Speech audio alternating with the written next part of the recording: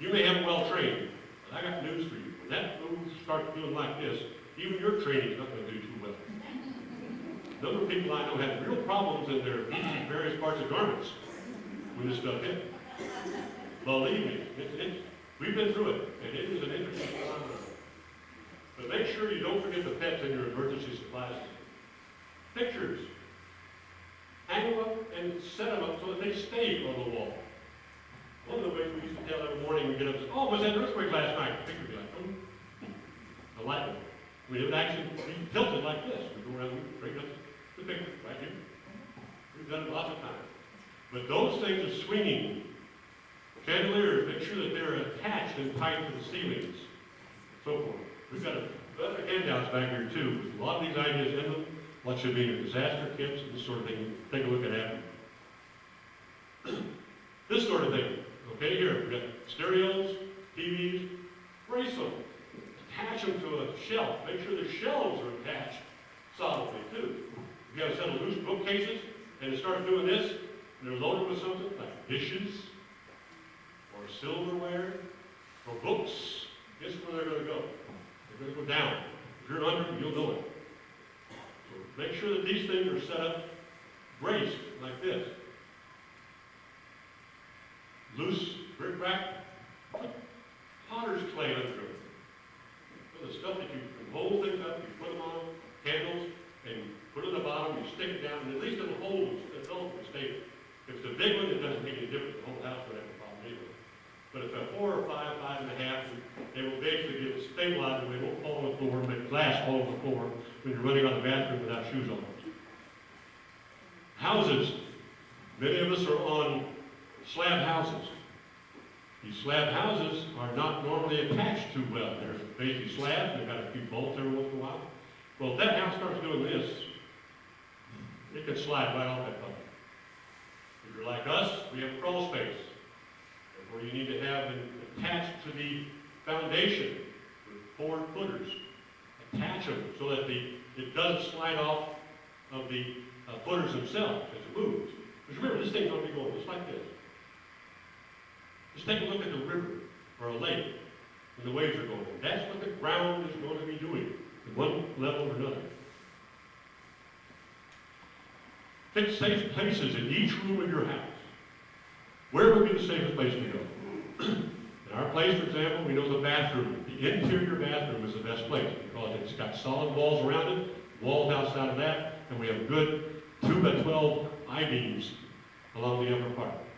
That's where we would head if we were in a house. If we were not, we'd get as far away from any trees, any power lines, in the middle of the yard, as far away from anything that could fall on us as possible, and keep going. Excuse me.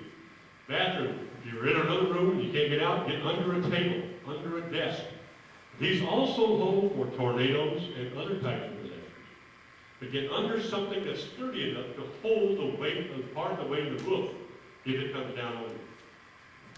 Practice is drop, cover, and hold. Maybe back in the 50s, remember we used to do this on for nuclear atomic bomb practices. Same thing happens, it's also a disaster. And of course, we don't have that to worry about too much. But this is the case. Drop, cover, and hold on. Teach your kids that. The further you are down the floor flat, the less you have a problem with balance and falling and hitting something as you fall. Be sure that if you have your family and any guests are aware of the plan. Now, I know most of your numbers, and I'm not going to bring all my family to Christmas telling them, hey, if we have an earthquake right now, stay away from the Christmas tree. It's not the place to be. I know that's not going to happen, but at least have something so that if you know if something happens, you tell them, head for the yard, or head for the bathroom, or you take bathroom 1, I'll take bathroom 2, whatever the case may be. Have in your own mind a place to react, a place to go. Talk to your insurance agent. Are you covered? If so, how much? Are you covered for 1,000, 10,000? That's just something you need to keep in mind for your own idea later on. It's not going to help you during the earthquake, but it may help your peace of mind later on. You know it's going to cost you 10 grand to build back rather than 50 or 75 grand to build back. Make sure that all your family members know how to contact everybody else. In other words, each of you have phones. These things are now so common that everybody virtually has access to either one of these or to another phone. And that there are these one or two numbers that if something happens and you or someone out of town or out on shopping, the kids are somewhere else, that you're able to get contact back and forth. Now, hardline phones are going to be difficult to get. When something happens, everybody heads to the phone system, and it overloads. So be sure you have something else. You have this. Make sure that everybody in the family knows somebody out of town, out of this area, you have contact. And you can get a hold of them and say, tell Mom if they call, I'm okay. Or tell Penny that I have a broken leg, but I'm going to survive. Something, and she can call her mother, and they become the central point. So have somewhere outside of the area that your people can identify that will be able to contact for peace of mind. And for making sure that if you're not able to, if you don't find it, you know there's somewhere underneath something. And then you begin to worry and begin to look. Disaster supply kit. That's what we have back here. And we're not selling it. That's ours. That's our personal system. We don't get any commission for any of this stuff. Portable battery-powered radio or TV. Preferably radio. Because TV towers are relatively interesting. They don't have as much range in most cases. We have one back there. It's a wind-up radio. You wind it up. It doesn't take batteries. It does not take a power line. You wind it up, and it'll work for a half hour, 2 hours at a time. Wind up again later on. That way you get emergency information. Where can I go to get food? Where can I go to get water? I've got to get gas. I've got to get my kids. They're over such and such. I'm out of gas.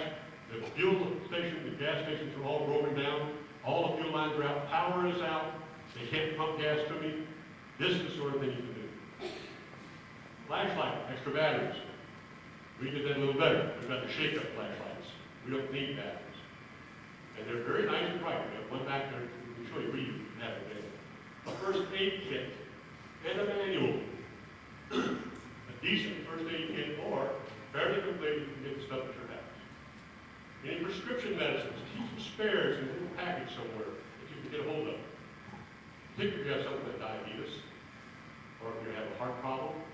Make sure that you have some of that medicine readily available that you can get that quickly and enough to last you 3 or 4 days. Credit cards, cash. Credit cards may not work for the damn, but cash usually works fairly effectively. Personal ID, in case you're out unconscious. You may not be dead, but you're unconscious. You don't know what's going on. You have an idea of who you are, where you're from, and something about who your contact people are. That pack or double bag, carrying, storage. This is what you can keep a lot of the stuff in.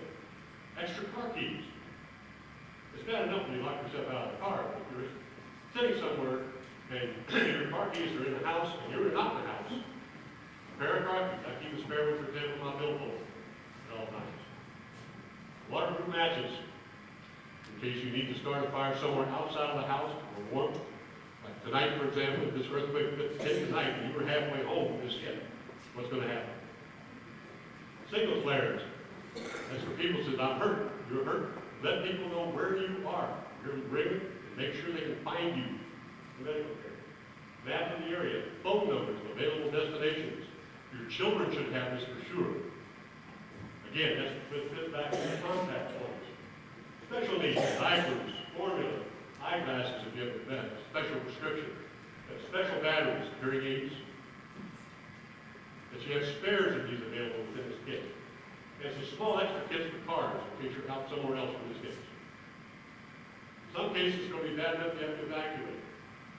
For example, suppose you were in one of the houses down on 2nd Street or the Sycamore condos and this earthquake hit. You're not going to be living in those condos for a good long while. In that case, then you will need to evacuate. And there are certain extra things you need to have available.